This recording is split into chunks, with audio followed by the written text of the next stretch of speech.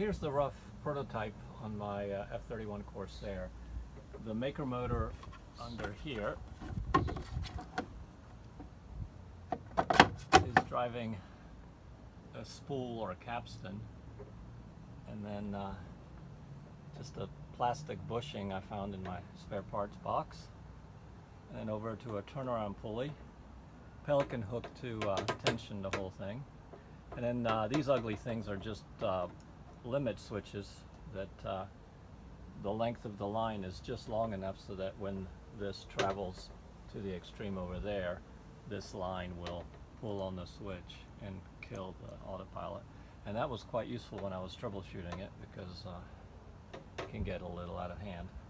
And then to engage it, I just have a let's see here, just a pin temporarily attached to the tiller, and it just, let's see if I can do this.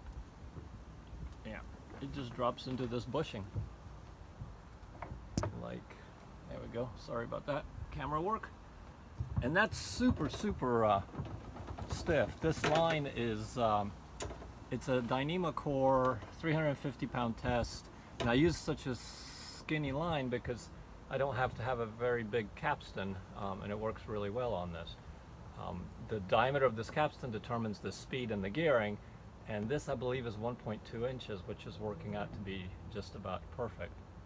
One downside of this thing is when you disconnect it, the line will fall off the capstan, and so I made a little plastic clip that clicks around it. It's not quite good enough. I think I need something stiffer, maybe a piece of PVC. When it's running, to disengage the tiller in an emergency or something, you just lift straight up. And the turnaround pulley is made from an old small turnbuckle toggle and a plastic pulley that I just drilled out to fit the pin on the toggle. And to disengage this thing, you just